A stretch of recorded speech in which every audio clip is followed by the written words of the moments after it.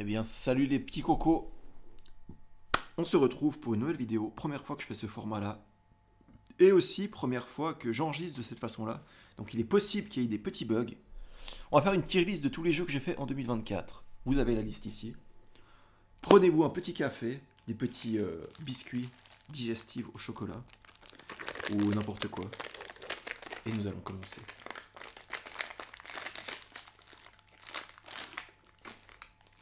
Vous pouvez voir que j'ai déjà défini mes catégories, à savoir coup de cœur, très bon, bon, pas mon délire. Quand je mets pas mon délire, ça veut dire que c'est des jeux qui sont, de mon point de vue, objectivement bons, mais moi qui m'ont fait chier ou qui m'ont pas touché, dans ce sens-là, tu vois.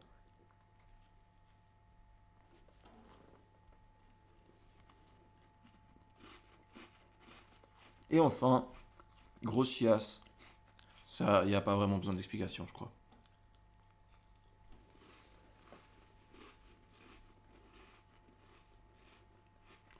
J'espère que vous avez profité de ce moment pour vous faire un café. Bref. Bref. Donc, nous allons commencer sans plus tarder. On va enlever cette pub, je sais pas pourquoi elle est là, alors que j'ai adblock. Bref, il fait de la merde.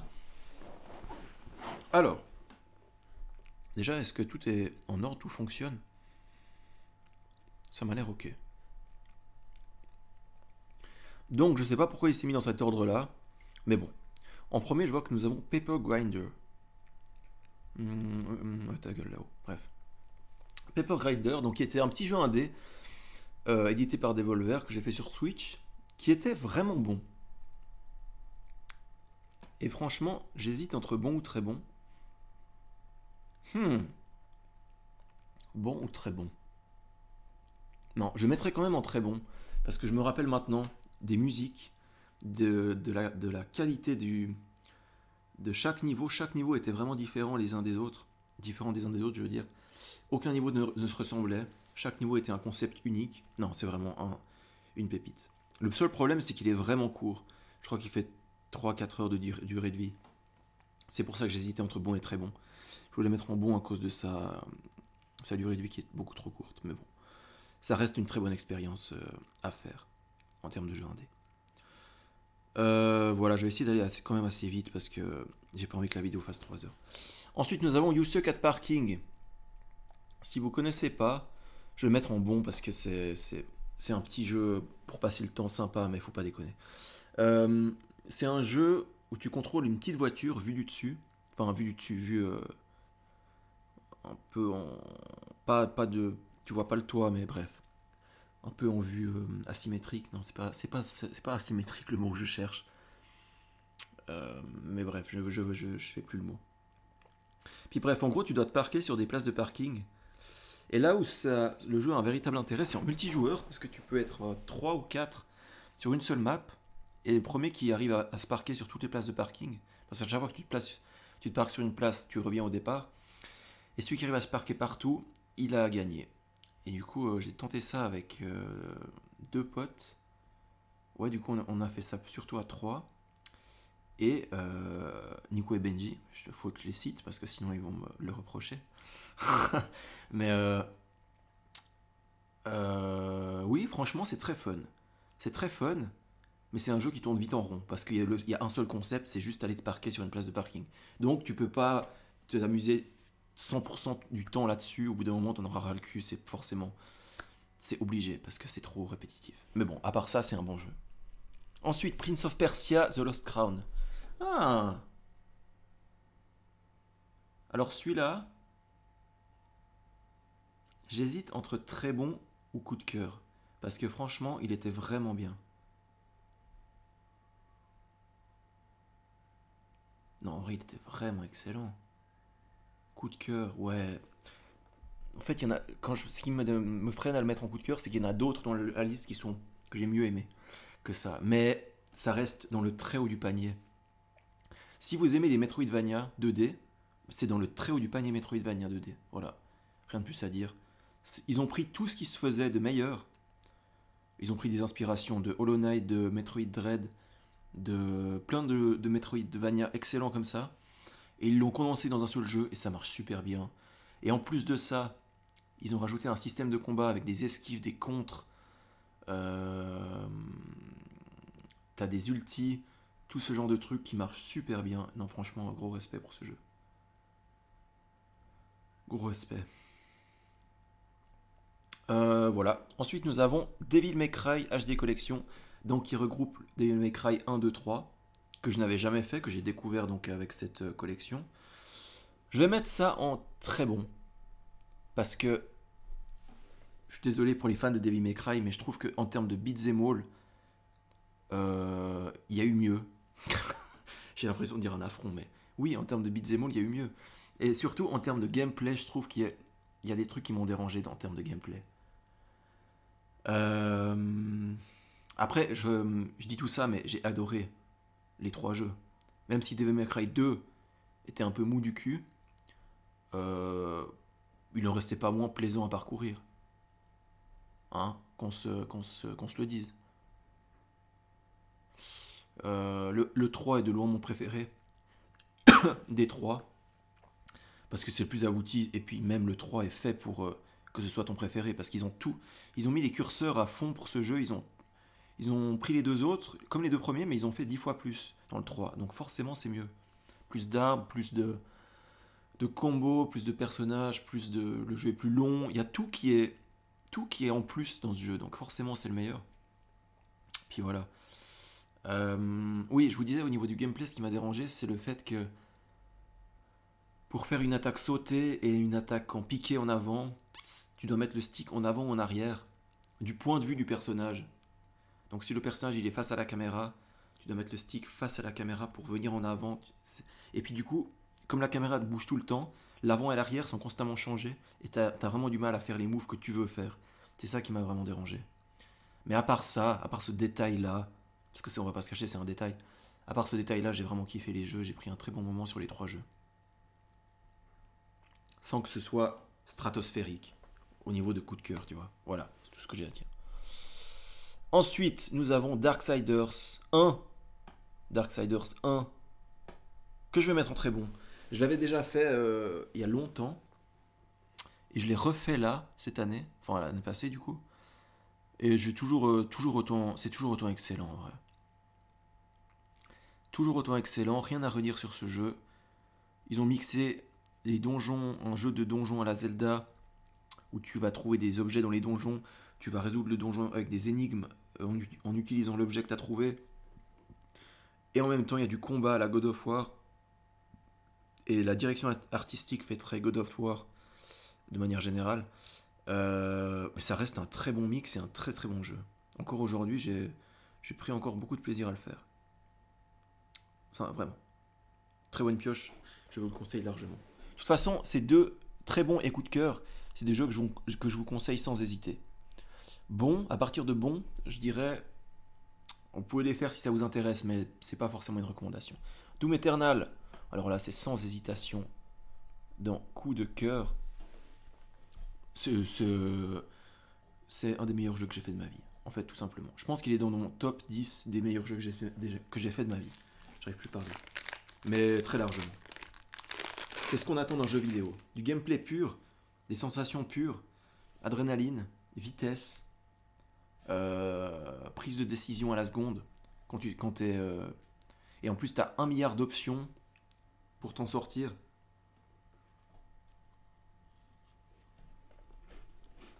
C'est juste excellent en fait. Excellent. Meilleur jeu du monde, je serais tenté de dire. Mais après, c'est vrai que je peux pas nier le fait que, au bout d'un moment, il y a une certaine répétitivité qui s'installe dans les combats.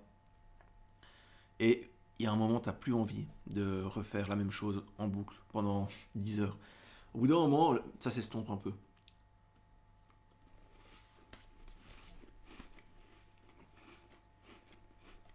Mais, à part ça, grosse claque, sans hésitation, dans mon top 10 des jeux de tous les temps.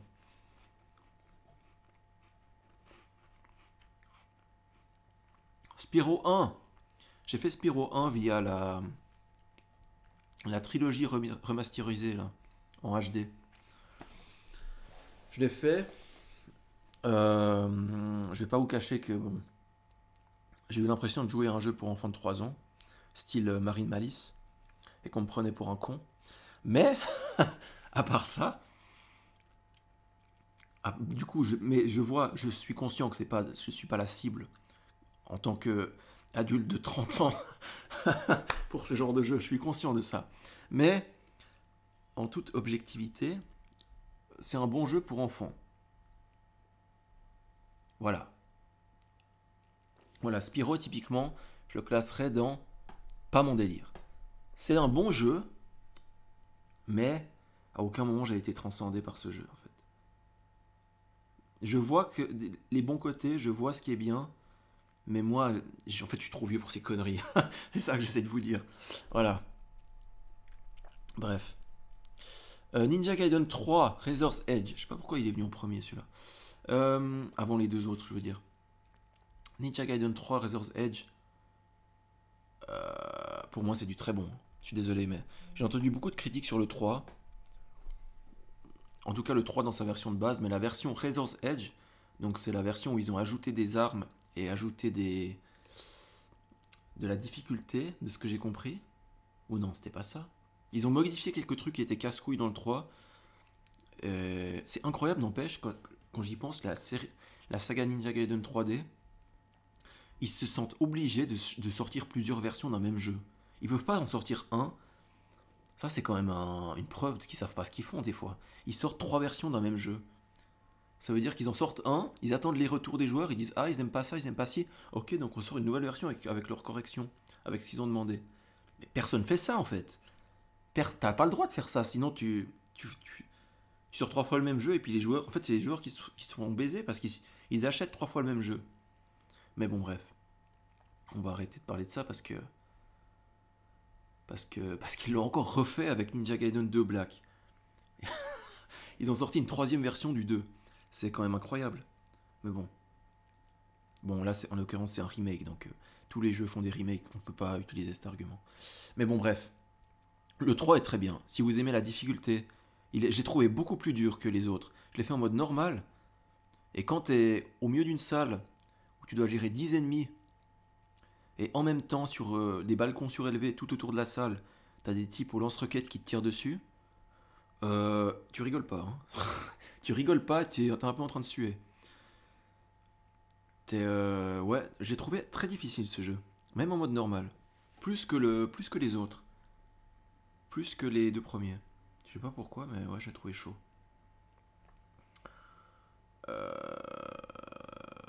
Voilà.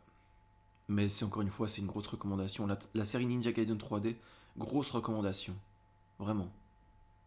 Vraiment très grosse recommandation. Ensuite, nous avons Battletoads, que j'ai fait via le Rare Replay. Donc le fameux Battletoads qui est très connu, celui sur Mega Drive, qui est voilà, qui est ultra difficile. Je vais pas vous cacher que je comprends pas ce délire-là. Il y a des mécaniques de jeu qui n'ont aucun sens, mais bon. Le jeu est ultra chaud, tu peux le faire. Moi je l'ai fait en mode défi, je me suis lancé le défi de le terminer parce qu'il est soi-disant ultra chaud. Je l'ai fini avec vie illimitée parce que sinon c'est impossible. À moins de connaître le jeu par cœur sur le bout de la bite, tu ne peux pas le finir. Littéralement, c'est vrai. Tu ne peux pas le finir. Ne serait-ce qu'à cause de la séquence en moto de l'espace dans les cavernes de lave, là. Juste à cause de cette séquence, tu ne peux pas le finir en découverte. C'est impossible.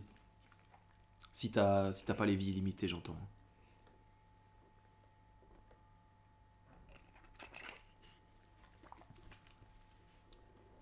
Celui-là, il était à la limite d'être dans grosse chiasse, mais bon.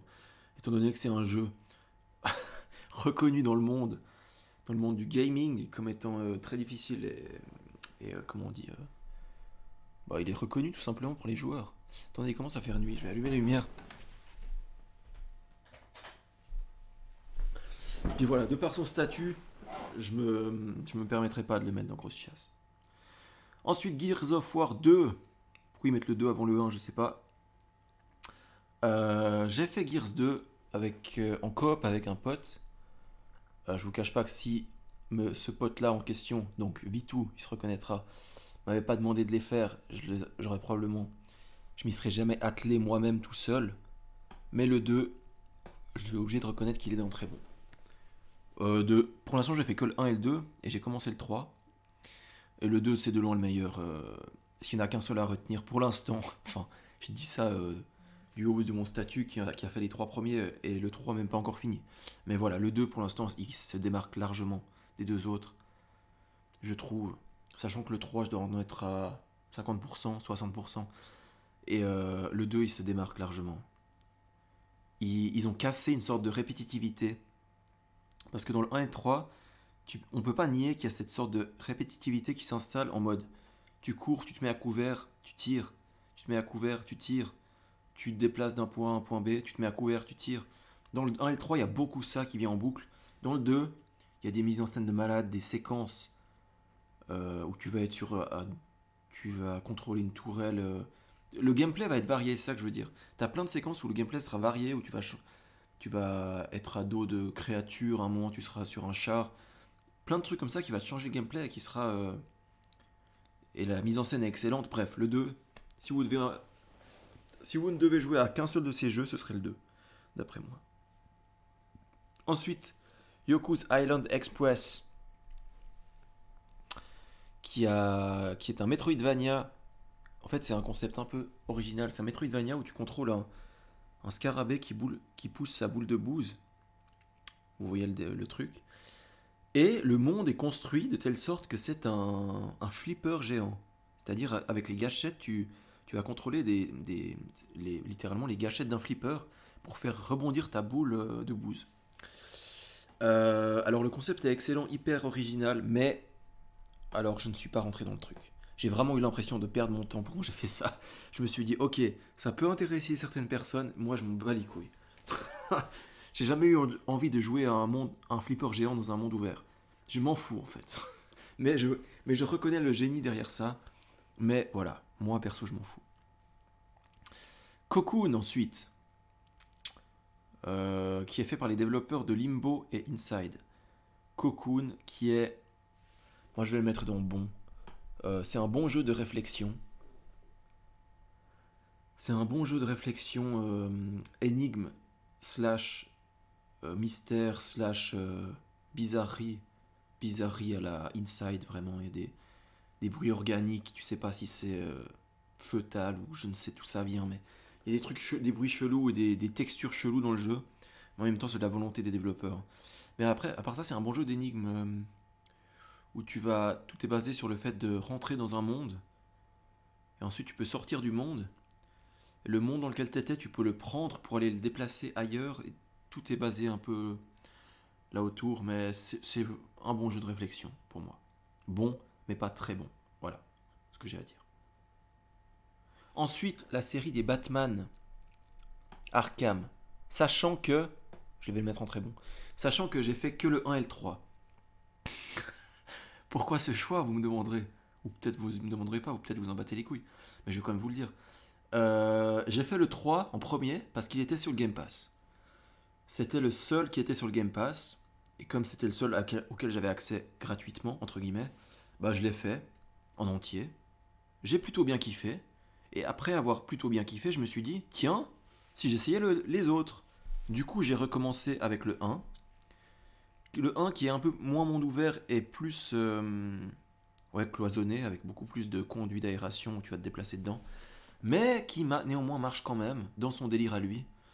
Les deux, je les ai bien aimés. Chacun pour leurs valeurs différentes. Et voilà, il me reste à faire le 2, que je ferai incessamment sous peu. Pour l'instant, c'est des très bons jeux, mais c'est pas un coup de cœur personnel parce que voilà, Batman, j'ai jamais été un grand fan de Batman. Je trouve que ça se prend un peu trop au sérieux, le DC Universe, les DC Comics là. Superman, Batman, c'est bon quoi. Ça va 2 minutes.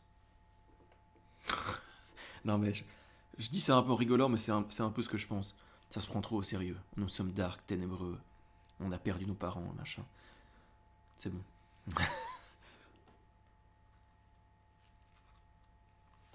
Bref.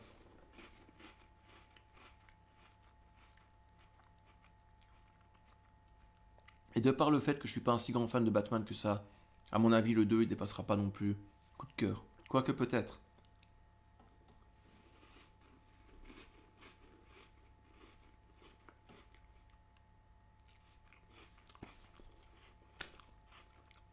Voilà. Ensuite,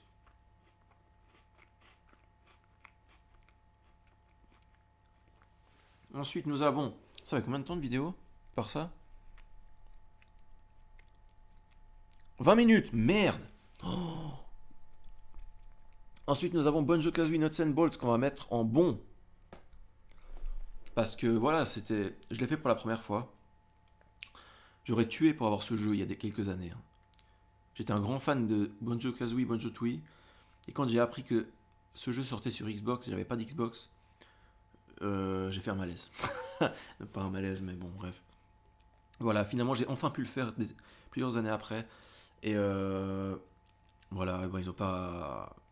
Je comprends le parti pris ils ont dit, ils se sont lancés un défi d'intégrer des nouvelles mécaniques dans la franchise, à savoir la construction de véhicules, tout ça.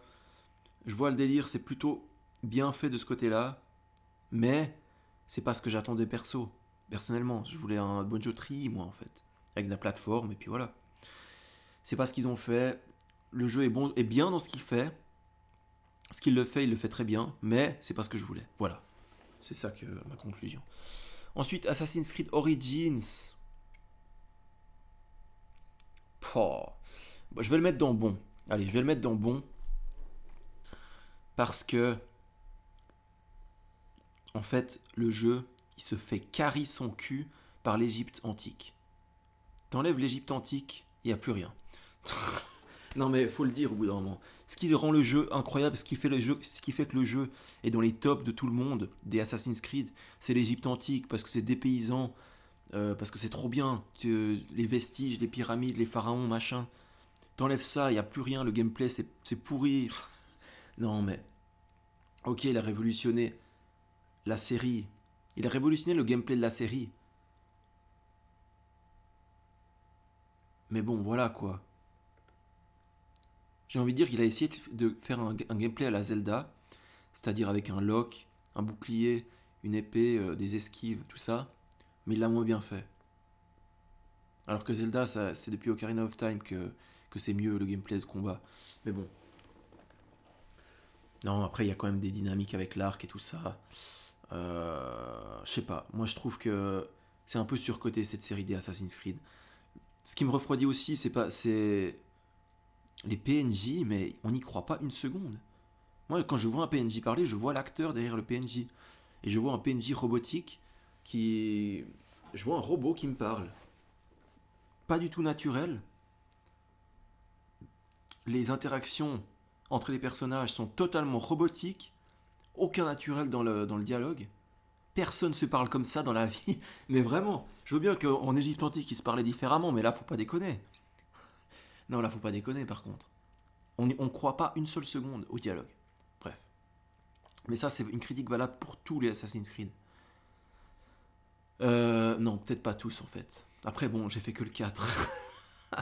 Je dis ça, mais j'ai fait que le 4 et celui-là. Et là, je suis en train de faire Valhalla. Mais c'est tout. Valhalla, c'est le pire niveau robotique, niveau conversation robotique. Hein. Franchement. Le principal atout de ces jeux, des Assassin's Creed, c'est le dépaysement. Et l'immersion dans le monde, dans un monde historique qui a existé. Et le dépaysement que ça te procure, c'est vraiment le gros point fort de ces jeux. Après, en termes de gameplay, on fait tout le temps la même chose, quoi. On monte sur des petites collines, on saute en contrebas pour assassiner quelqu'un, on va se cacher, on cache le corps, machin, mais c'est... J'ai l'impression que les gens oublient que c'est la même chose depuis 10 ans, et que c'est la même chose depuis 20 jeux surtout. Après, bon, d'accord, celui-là, ils ont changé le gameplay, t'as des gameplays, comme je t'ai dit, à la Zelda-like, des combats à la Zelda-like, mais bon... J'étais pas forcément convaincu. Voilà. J'ai kiffé le jeu, j'ai kiffé mon moment sur le jeu. D'ailleurs, c'est pour ça que je l'ai mis dans bon et pas mon délire. Mais je vais pas y retourner. Ou plutôt, si j'y retourne, ce serait pour le dépaysement de l'Égypte antique, mais pas pour le jeu en lui-même. Voilà. Voilà, si je devais clarifier. Ensuite, nous avons Headbangers Rhythm Royal. Je le mettrai en bon parce que c'est un très bon jeu de rythme mixé avec un Battle Royale. Après, le problème, c'est que pour moi, il n'y a pas assez de jeux différents et que tu en as très vite fait le tour. et que du coup t'as tendance à pas beaucoup aller dessus. Bah d'ailleurs on l'a vu, ce jeu quand il est sorti, il y a pas mal de youtubeurs slash streamers qui ont foncé dessus. Ils ont joué une semaine voire 2 semaines et ensuite fini. D'ailleurs j'ai fait la même chose. J'ai joué une semaine, 2 semaines, ensuite fini parce que dès que t'en as fait le tour, t'as vu tous les jeux, bah c'est bon, t'as fait le tour quoi. T'as pas forcément envie d'y revenir. C'est un peu dommage parce que le jeu est très très bon. Enfin, en l'occurrence, il est bon parce que je l'ai pas mis en très bon, mais voilà. Ça reste une bonne pioche. Ensuite, nous avons Guacamelee 2. Guacamelee 2 que je vais mettre en bon. Ce jeu, je l'avais déjà fait il y a peut-être 4 ans, 3-4 ans, et je l'ai refait cette année. Il est moins bien que le 1, mais ça reste un très bon Metroidvania, et mixé à un très bon jeu de baston.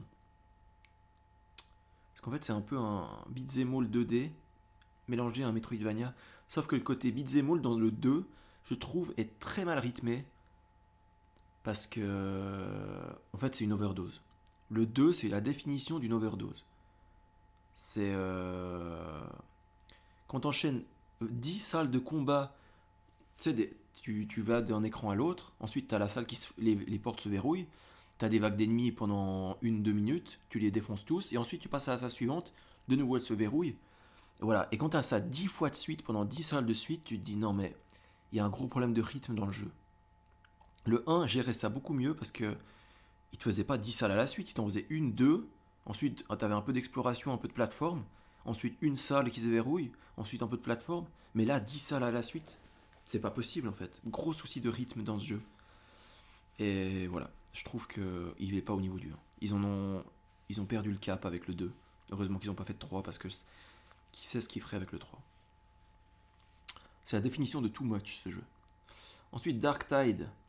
Warhammer Dark Tide. Je vais dire que c'est un. Moi, je vais le mettre dans bon parce que j'aime bien y jouer avec des potes. J'y ai joué principalement avec des potes d'ailleurs. Tout seul, je vois pas l'intérêt. Mais voilà, disons que si mes potes y jouaient pas, j'y jouerais pas. On va dire ça comme ça. Mais après le jeu, faut pas me faire dire ce que j'ai pas dit. Le jeu est très bon dans ce qu'il propose. C'est une sorte de Left 4 Dead. C'est littéralement Left 4 Dead dans l'univers de Warhammer, avec des vagues de zombies qui t'arrivent dessus. Non, le jeu est très bon dans ce qu'il fait. Mais moi, personnellement, ça m'atteint moins. Tu vois.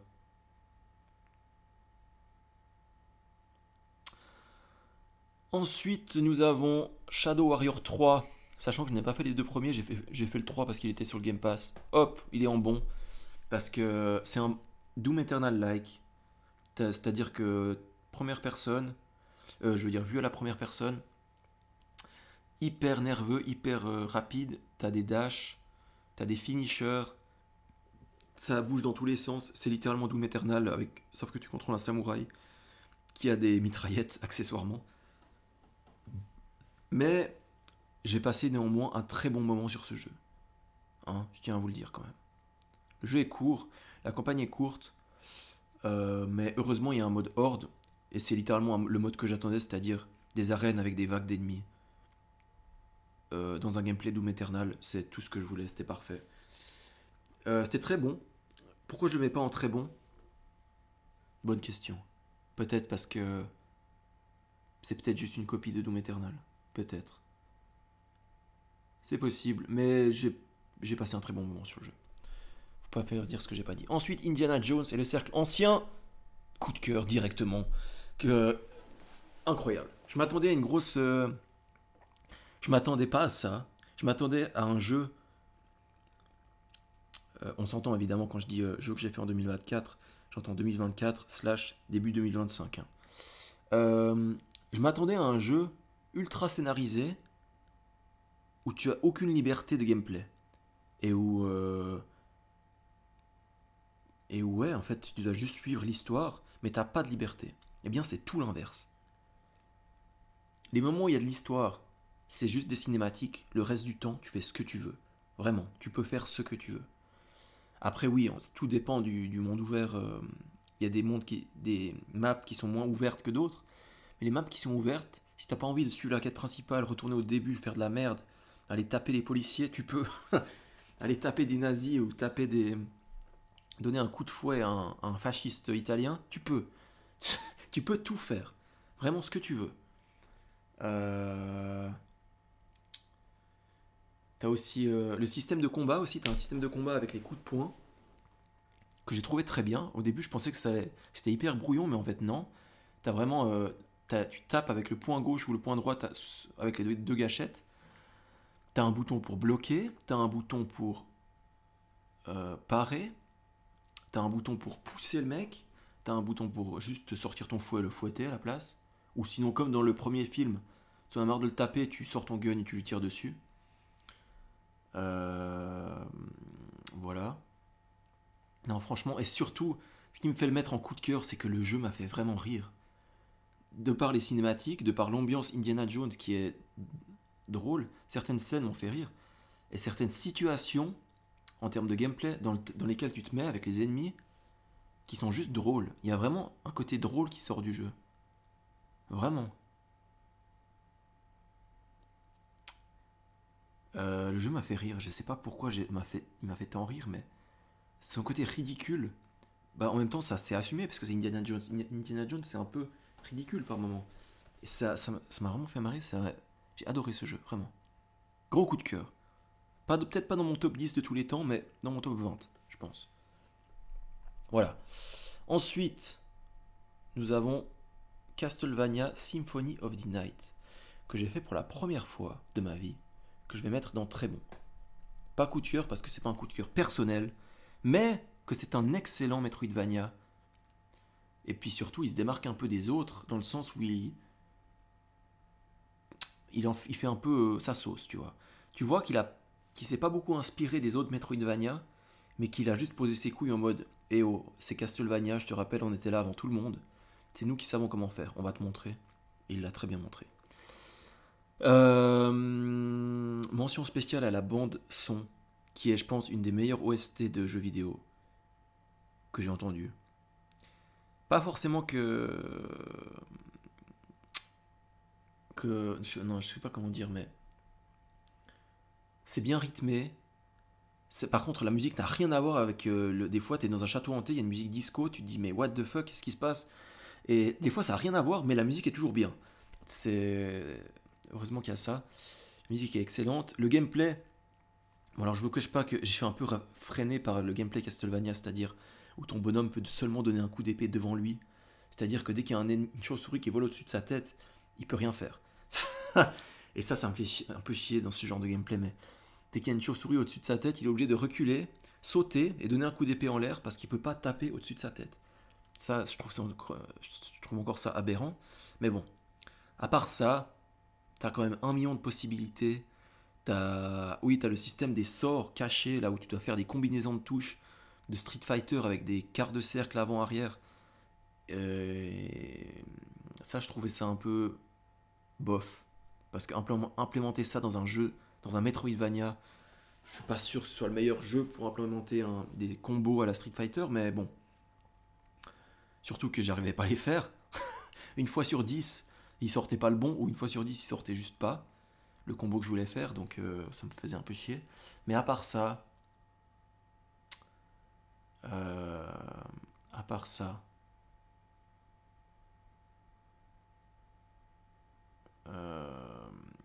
je vais pas, c'est pas un spoil, mais quand j'ai découvert le château inversé, j'en avais vaguement entendu parler.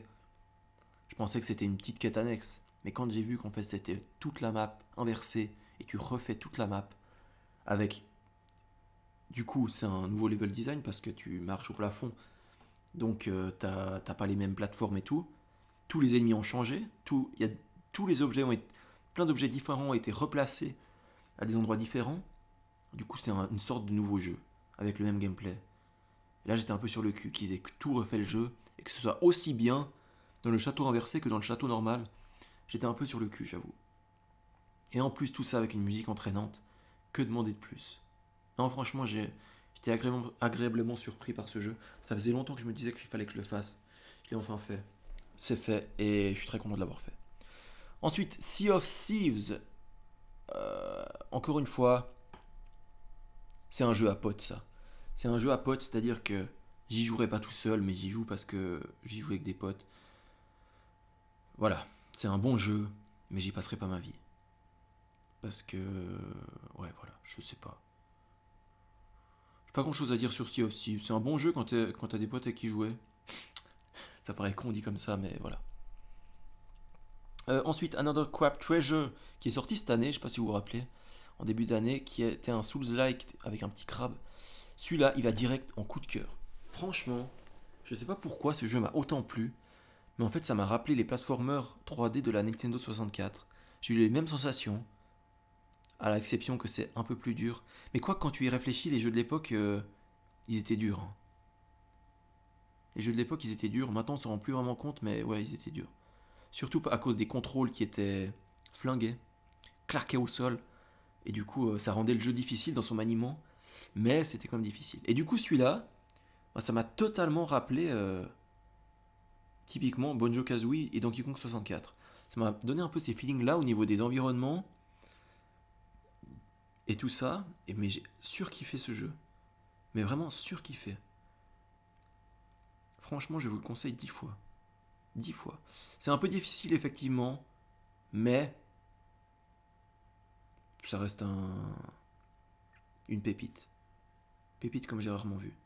Le seul gros défaut, j'en avais parlé dans la vidéo que j'avais fait sur ce jeu, c'est que le jeu est bourré de bugs. Le jeu est bourré de bugs, de collisions, il y a des bugs de son, il y a des bugs de stats. Par exemple, des fois, tu as un objet de défense qui est censé te donner de la défense, il t'en donne pas. Des trucs comme ça, c'est bourré de bugs. Et s'ils patchent leur jeu et ils corrigent tout ça, franchement, foncez dessus. Mais j'espère qu'ils le font. Je sais pas s'ils l'ont fait depuis le temps, ça fait quand même 1 an maintenant qu'il est sorti. J'espère qu'ils l'ont fait. Mais bon, très chaude recommandation de ma part. Ensuite, Devil May Cry 4. Que je vais mettre là, en dessous des 1, 2, 3. Et oui, puisque le 4... Attention, ça veut pas dire qu'il est mauvais, ça veut dire qu'il est bon. Mais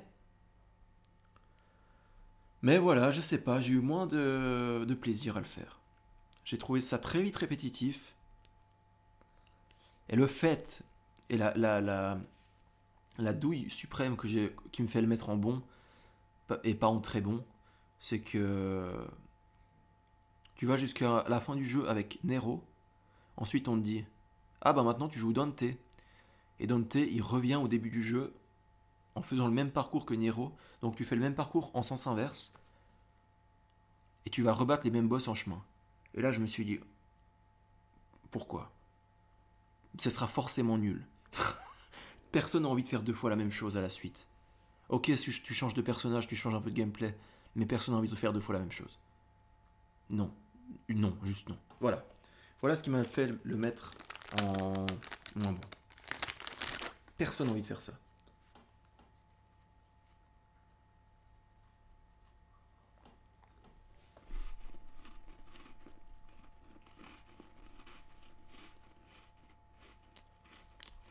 « 38 minutes, ça va.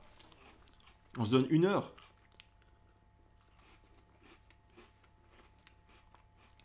On se donne 3 heures sinon.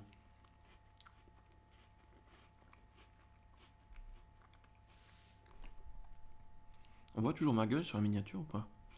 Ah oui, ça va. Faut quand même que vous puissiez admirer ma beauté un petit peu. C'est bon. Non, je rigole. Bref. Alors. Devil May Cry 4, ouais. Pas grand chose à dire de plus. Ça plaira aux fans de Devil May Cry, mais après... On va pas se mentir, j'ai l'impression que les fans de Devil May Cry, ils aiment surtout l'arrogance de Dante. T'enlèves l'arrogance de Dante, il reste pas grand chose. J'aurais pas dû dire ça, mais bon, je l'ai dit quand même. Doom 2016. Doom 2016. Je vais le mettre. Doom 2016.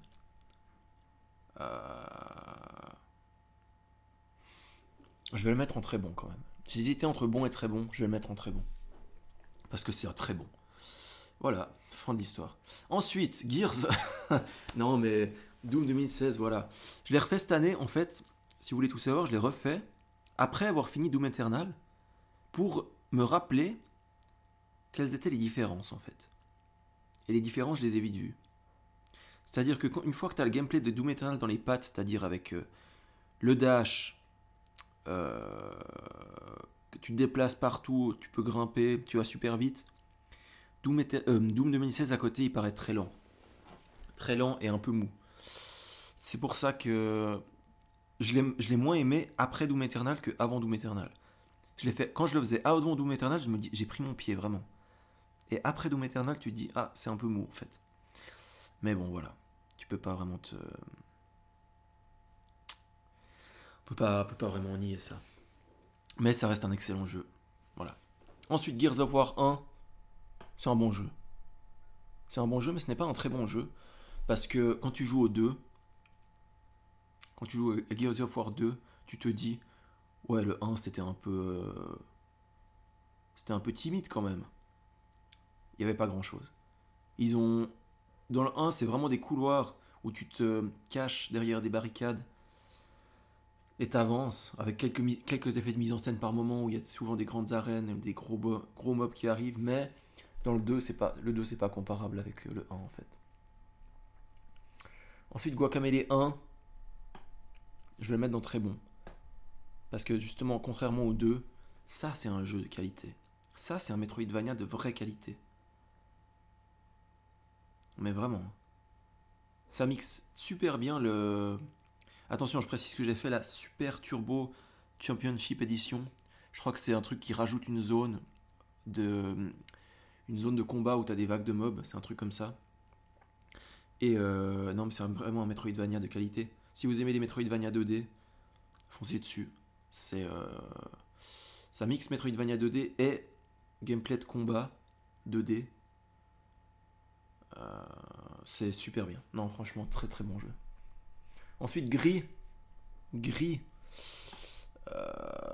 C'est vraiment pas mon délire. Hein. J'ai essayé. C'est donc un jeu de plateforme 2D plutôt contemplatif avec des effets visuels artistiques à base où on dirait un peu de la peinture et des trucs comme ça. Mais voilà. C'est le genre de jeu où tu es censé te poser et dire oh c'est joli, mais sans que le jeu en lui-même soit incroyable. Voilà. En fait c'est un jeu où tu pourrais regarder quelqu'un jouer et ce serait mieux que si toi tu joues. Tu vois ce que je veux dire? Bref voilà. Ensuite Diablo 4. Diablo 4 que j'ai fait quasi en entier. En tout cas j'ai fait la quête principale en entier.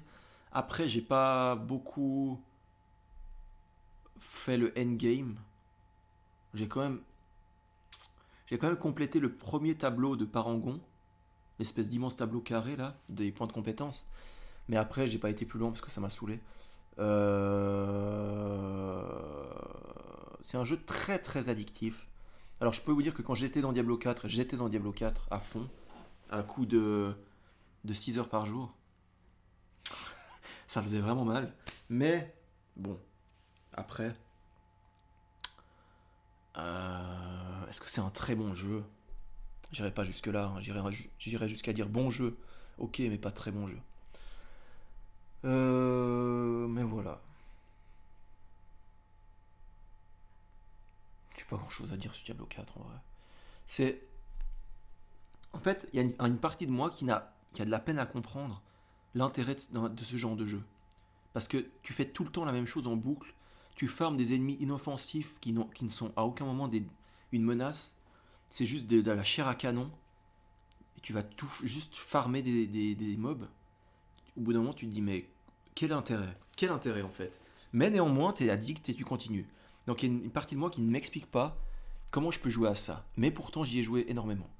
Ça reste un mystère. Ensuite, TFT. TFT, en fait, j'ai mis TFT parce que j'y ai énormément joué cette année, mais j'ai pas découvert le jeu cette année, tu vois. Et puis pour moi, ça va forcément dans coup de cœur. En fait, je suis obligé de le mettre dans coup de cœur par rapport au temps que j'ai passé dessus. C'est en fait, donc TFT, je parle de Teamfight Tactics. C'est le jeu que j'avais sur mon téléphone et que vraiment, c'est le jeu sur téléphone, dès que j'avais un moment de libre, je le faisais. Le seul problème, c'est que les games durent 30 minutes. Donc quand tu lances une game, pendant 30 minutes, tu sais que t'es bloqué. Si d'un coup t'as un imprévu, bah tu peux pas y aller. Après, évidemment, ben, j'y vais quand même, et puis j'arrête le jeu. Mais si t'es en ranked, ben, ça te fait un peu chier quand même. Mais bref.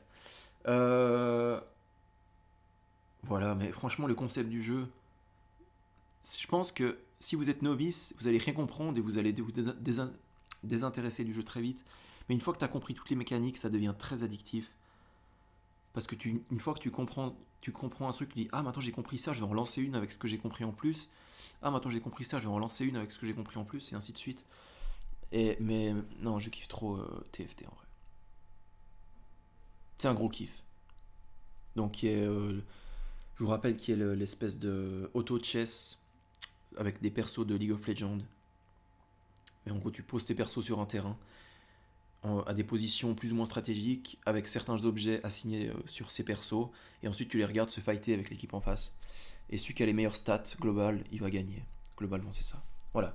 Ensuite, Mad Max, le jeu. Eh bien, figurez-vous qu'il va aller dans grosse chiasse. Non, pardon. Non, pas du tout. Pourquoi je peux pas monter? Ah, voilà. Mad Max, c'est un coup de cœur. C'est un coup de cœur parce que, en fait,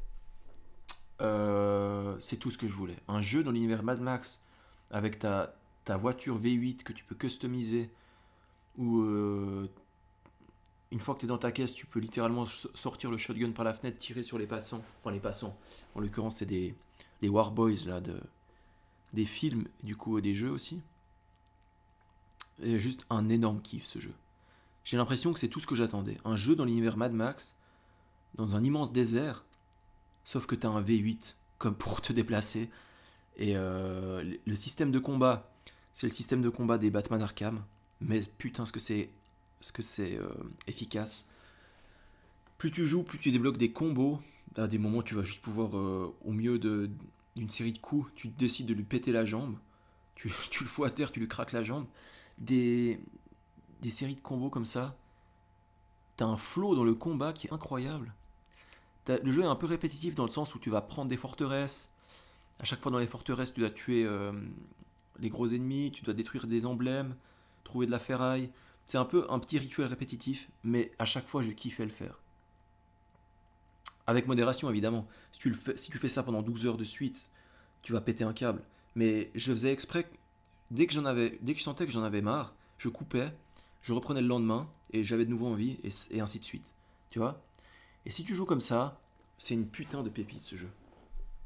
C'est un gros coup de cœur pour moi ce Mad Max. Ensuite, Marvel Rivals. Très bon jeu. Je ne mettrai pas dans coup de cœur, mais très bon jeu. Très bon jeu multi auquel je joue avec des potes, encore une fois. Et contrairement aux autres jeux à potes, on va appeler ça des jeux à potes, euh, c'est pas un jeu où je me dis j'y joue seulement avec mes potes. C'est un jeu que j'ai eu envie de lancer tout seul aussi. Parce qu'il y a un petit goût de reviens-y. Il y a un petit goût de une fois que tu as fini une game, allez on en relance une. Ouais, il y a vraiment ce petit goût-là d'envie de relancer une game. On est à combien de temps? 48 minutes, putain, je pensais pas que ce serait si long.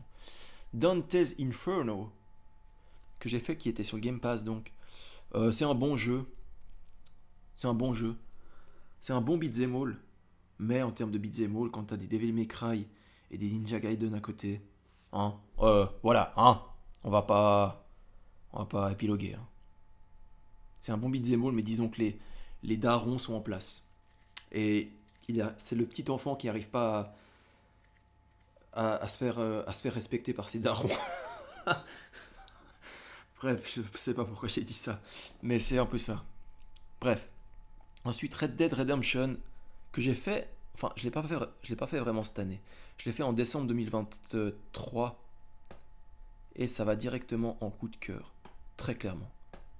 Gros coup de cœur, Red Dead Redemption. Il y a rien à dire. Je pense que vous l'avez probablement tous fait. Euh, voilà, il est la meilleure simulation de cowboy qui existe. Hein, on va pas se mentir. J'ai toujours pas fait le 2. J'attends qu'il soit en solde pour le prendre. Mais des vrais soldes, j'entends, pas des moins 30%. Moi, j'attends un bon moins 80%. Bref. Mais ça arrivera probablement pas, ça. Mais bon, excellent jeu pour les raisons que vous savez. Excellent open world, ultra dépaysant dans le Far West. En plus, j'adore j'adore les westerns de base, que ce soit film ou livre. Donc, ça ne pouvait que me plaire. Ensuite, Wolfenstein. Alors, alors. Je voulais le mettre dans Pas mon délire, mais finalement, je vais le mettre là parce que c'était une putain de corvée de faire ce jeu. C'était vraiment le jeu où quand je le lançais, je me disais, j'ai envie de le finir, mais c'est une corvée, putain. J'en ai ras le cul, j'ai pas envie de faire ça. Oh, qu'est-ce qui m'a fait chier ce jeu. Après, bon, ça joue. Il y a un truc qui joue aussi, c'est que je suis pas bon au FPS de base. Hein. Je joue à la manette, donc de base, j'arrive pas à viser correctement, ça m'énerve et ça me fait chier. Mais je sais que le jeu objectivement n'est pas une grosse chiasse. Mais pour moi, c'est une grosse chiasse. C'est pas du tout mon délire. J'en ai rien à foutre d'une société nazie futuriste. Cassez-moi pas les couilles avec ça. Je l'ai fait parce qu'on me l'a recommandé. On m'a dit ah, t'as aimé Doom Eternal? Vitou qui m'a dit ça, n'est-ce pas? Il se reconnaîtra. T'as aimé Doom Eternal? Tu devrais essayer Wolfenstein. Non merci. Non merci. Et puis maintenant, ce qu'on me dit, c'est ah, t'as pas aimé le 1, mais t'inquiète, faut que tu fasses le 2, tu vas mieux aimer. Alors là, j'en doute fortement. Vraiment fortement. Mais peut-être que j'essaierai le 2. S'il est vraiment si mieux que ça.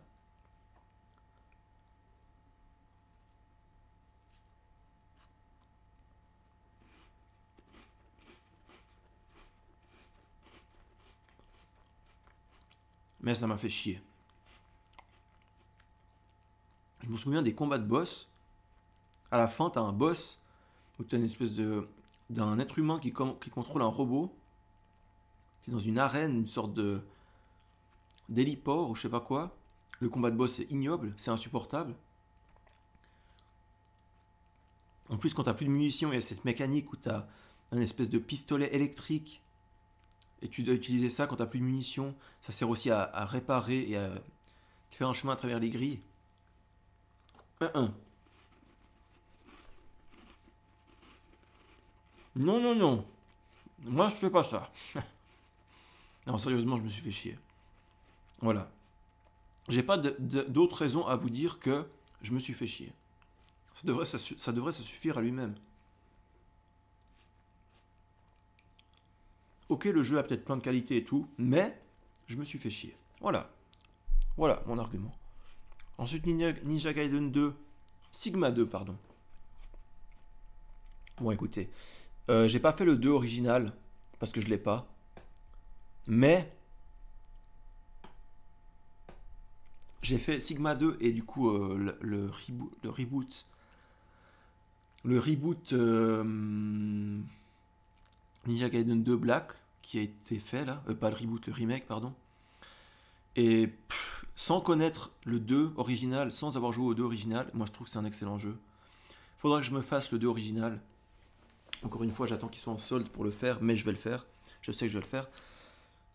Pour pouvoir comparer moi-même. Mais Ninja Gaiden 2, Sigma ou pas Sigma, ça reste une des meilleures expériences de jeu de combat. Enfin, pas jeu de combat, jeu de beat'em all que j'ai fait de ma vie. La meilleure expérience, je pense. C'est incroyable. Voilà, rien de plus à dire. Le flow de combat, les feelings, tu peux faire des combos. Une fois que tu connais les combos, c'est là que tu peux vraiment mixer tes combos et c'est là que ça devient ultra kiffant. Et voilà, rien de plus à dire franchement. Excellent jeu, je ne peux que vous le recommander. Ensuite, Ninja Gaiden 1. Ah, là ça devient compliqué.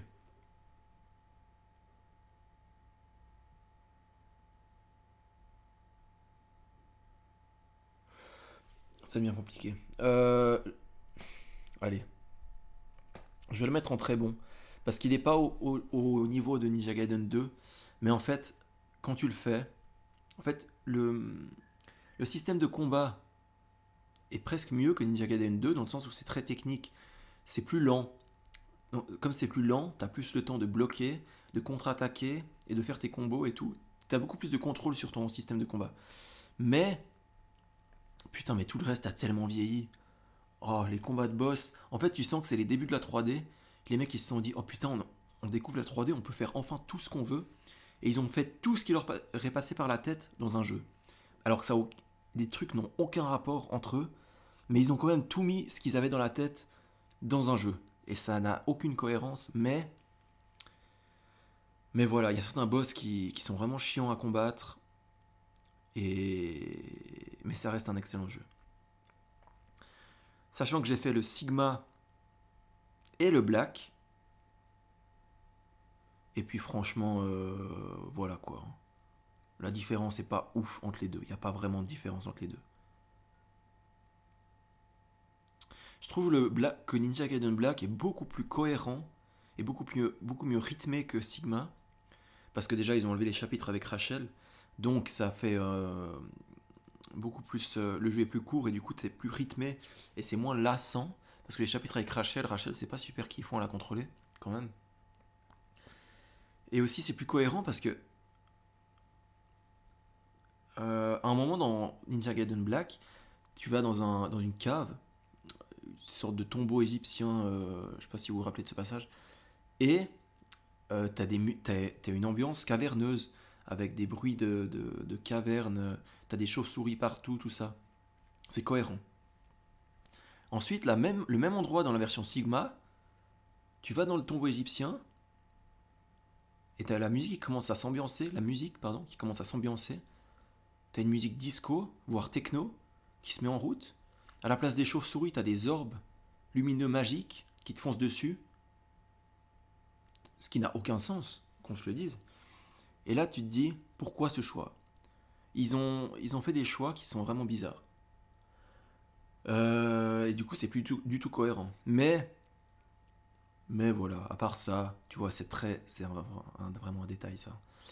À part ça, les deux jeux sont plus ou moins la même chose et c'est vraiment plus ou moins le même jeu. Sauf que Ninja Gaiden Black, c'est quand même bien plus dur. Plus dur, en fait, la seule difficulté que tu as en plus, c'est que quand un ennemi te donne un coup, il t'enlève la moitié de ta barre de vie. Alors que dans Sigma, voilà, tu peux te prendre 4, 5, 6, 7 coups sans mourir. Et pour moi, c'est la différence principale parce que quand tu arrives à la fin du jeu et ta barre de vie, elle fait tout l'écran, et le boss il te donne un coup, ta barre de vie elle est à la moitié, tu te dis ah ouais, oh ok, on est à la fin du jeu, ma barre de vie elle est au max, et ok d'accord, je retiens, je vais peut-être pas trop m'approcher du coup, mais bref, à part ça, Sigma reste un bon jeu, Ninja Gaiden Black je l'aurais mis aussi en très bon et pas en coup de cœur non plus, mais voilà, les deux sont au même niveau pour moi. Ensuite Plate Up qui est un jeu, c'est encore un jeu à potes, un de ces fameux jeux à potes. Un de ces fameux jeux à potes qui est un peu un jeu, voilà quoi, un party game à la Mario Party. Ça n'a pas de très grandes ambitions, mais c'est très sympa. C'est ce petit jeu où vous jouez des bonhommes qui gèrent un restaurant. Il y en a un qui s'occupe du service, un qui s'occupe de la cuisine. Enfin, tu peux décider de jouer comme ça, ou bien tu peux décider de jouer où que chacun fait tout ce qu'il veut. Chacun va dans l'ordre qu'il veut, et puis voilà. Tu t'organises comme tu veux. Ça se joue à plusieurs. Je sais même pas si ça peut se jouer seul. À mon avis, non. Ou peut-être que oui, je sais pas. Mais voilà, très bon jeu à faire avec des potes, en tout cas. Avec Benji et Nico, j'ai fait. Je suis obligé de les citer, hein. Sinon ils vont me casser les couilles. Je rigole. Spyro 2. Spyro 2 que j'ai encore une fois fait grâce à la trilogie remasterisée là. Spyro 2. Spyro 2. Attends, c'était bien ou pas? C'était bien ou pas Spyro 2?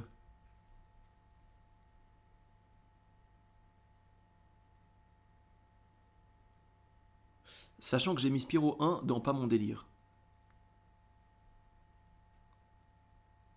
Mais en fait, le problème avec Spyro, c'est que j'ai de la peine à trouver un intérêt à...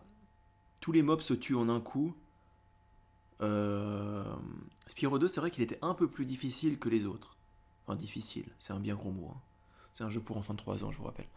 Mais Spyro 2 était quand même un peu mieux que le 1.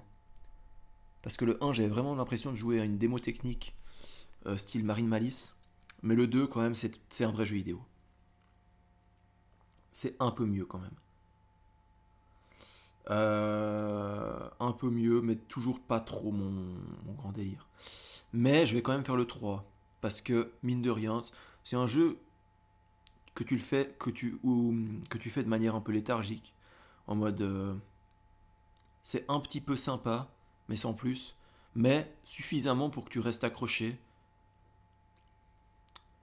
Mais pas assez pour t'enjailler, quoi. C'est un peu... voilà, quoi. Je sais pas quoi dire de plus.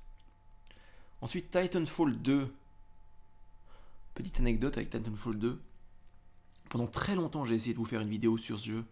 Pendant longtemps, j'ai fait des vidéos sur ce jeu que je n'ai jamais postées. Parce que, je sais pas, soit j'estimais que ma façon de jouer était pas assez représentative des possibilités du jeu, soit que j'estimais que c'était pas ce que je voulais vous montrer du jeu, mais bref, à chaque fois j'arrivais pas à faire la vidéo que je voulais sur ce jeu, du coup j'ai jamais sorti de vidéo sur ce jeu. Néanmoins, j'ai adoré ce jeu. Enfin, je l'ai pas adoré. Objectivement, il est excellent. Mais ils ont voulu trop en faire en fait. À mon avis, ils ont voulu trop en faire parce que le solo est très bien. Le solo, j'ai pas grand chose à redire. Mais le multi, que non seulement t'as du gameplay à la Call of Duty, mais qu'en plus il y ait des robots géants sur la map, mais qu'en plus il y ait des bots, des bots pour aller dans la boue, non, des bots, donc des ennemis contrôlés par l'IA, qui arrivent de chaque côté de chaque équipe, qui sont juste là pour être farmés, pour te permettre de charger ton titan plus rapidement. Et des fois t'en tues et tu crois que c'est un joueur, en fait non c'était un bot, merde. En fait il y a trop de choses. Et aussi tu as le choix, est-ce que tu te dis, est-ce que je vais combattre contre les robots, ou bien est-ce que je me bats contre les mecs au sol simplement, en même temps tu peux courir sur les murs. Il y a trop de mécaniques, en fait c'est trop et tu sais plus sur quoi te concentrer. Et en fait ils ont voulu trop en faire à mon avis. J'essaie de réfléchir à pourquoi ce jeu a bidé. Mais néanmoins, ça reste un excellent jeu. Un très bon jeu même, je dirais. Un très très bon jeu. Evil West. Evil West. Alors là, par contre. Alors là, par contre. Alors là, alors là, alors là. Oh. C'était quoi ce bruit? Je sais pas. Evil West. Alors, j'avais jamais entendu parler de ce jeu. J'ai vu la petite photo que vous voyez là, avec un cow-boy sur fond rouge. Je me suis dit, c'est trop stylé cette image. Je vais y jouer. C'est littéralement ça. Hein. Bon, j'ai regardé quand même un trailer, mais après j'y ai joué. Et il s'agit tout simplement d'un Gears of War,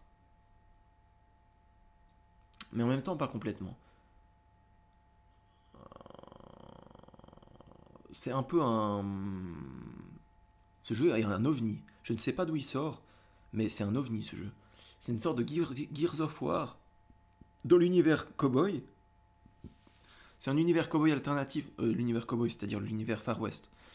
Euh, dans un monde où les vampires sont en train d'envahir l'humanité. Donc nous, on joue un petit groupe de survivants qui vont aller leur péter la gueule parce qu'ils ont ils ont une invention avec un point. Ils ont inventé un truc, un coup de poing électrique. Ils ont des armes plus développées. Donc en l'occurrence, c'est les armes de l'époque. Donc un revolver, une carabine, Gatling gun, lance-flamme, des trucs comme ça. Et c'est juste, tu vas aller leur péter la gueule, quoi. Gameplay à la Gears of War, où t'avances, t'as une arène avec des vagues de mobs. Enfin, pas trop Gears of War dans le sens où t'as pas de petits murets pour te mettre à couvert. Mais c'est plus, tu vas aller leur foutre des patates dans la gueule. Ensuite, tu leur envoies un coup de carabine. Non mais franchement, ce jeu, très très bonne pioche. Hein. Je sais pas d'où il sort, c'est un ovni. Là, j'arrive à le comparer à aucun autre jeu, mais c'est putain de bon. C'est putain d'excellent. Et c'est très difficile. J'ai fait le jeu en hard. Je sais pas pourquoi j'ai fait ça. C'est un des trucs les plus difficiles que j'ai fait de ma vie. Je vous le conseille en normal. Parce que ce qui paraît en normal, c'est tout aussi dur. Donc faites-le déjà en normal et après. Puis après, le reste, vous verrez. On est à 1h04, c'est parfait. Une catastrophe. On est d'accord que tout ce qui est dans coup de cœur, vous devez les faire absolument. C'est des chefs-d'œuvre. sans exception. X Défiant. Ah, X Défiant. On parle d'un jeu à la retraite là. Un jeu qui est avec son petit rollator là. Il pose ses dentiers dans son gobelet tous les soirs. Il dit oh c'était bien beau ma jeunesse, mais c'était pas très long. Bref. Voilà. En même temps je comprends pourquoi il est fini parce que putain. J'ai essayé. Hein. Je vous ai fait plein de vidéos sur ce jeu en plus. J'ai essayé de prendre du plaisir à ce jeu. Finalement la seule source de plaisir que j'ai réussi à trouver, c'est de prendre le shotgun et d'aller one-shot les types au corps à corps. Mais sans ça, franchement, j'y arrivais pas. Hein. J'arrivais pas à vraiment me dire que c'était un jeu que j'avais envie de faire. C'est vraiment Call of Duty pur. C'est-à-dire, juste tu vises, tu tires, tu cours, tu vises, tu tires. C'est tout, rien d'autre. Mode match à mort par équipe, mode domination, rien d'autre. Du pur... du Modern Warfare en fait, c'est Modern Warfare.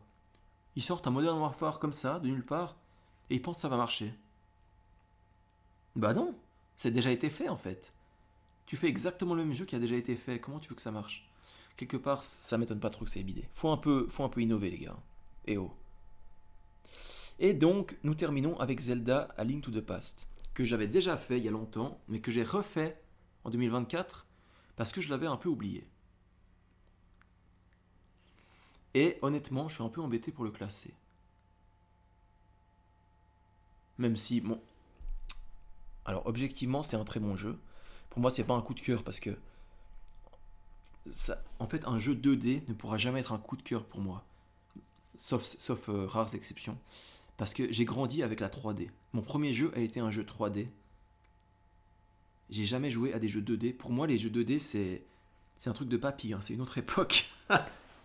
Je sais pas comment dire, mais mon premier jeu de mon enfance, c'était Mario 64. Pour moi, le jeu vidéo, c'est la définition du 3D. Tout ce qui n'est pas en 3D, ça n'existe pas. Non, mais c'est pas vrai, parce que tous les Metroidvania 2D, il y en a plein que j'adore.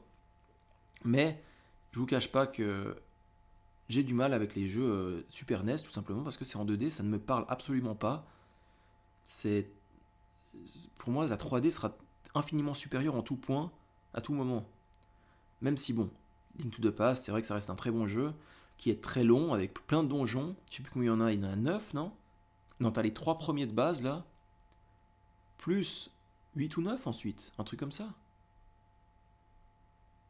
Je sais plus. Mais ouais, la durée de vie est assez phénoménale, même s'il y a des donjons qui sont très courts. Euh, Voilà. En fait, j'ai aucune nostalgie attachée à ce jeu. Mais j'ai quand même passé un bon moment. Un très bon moment. Mais voilà.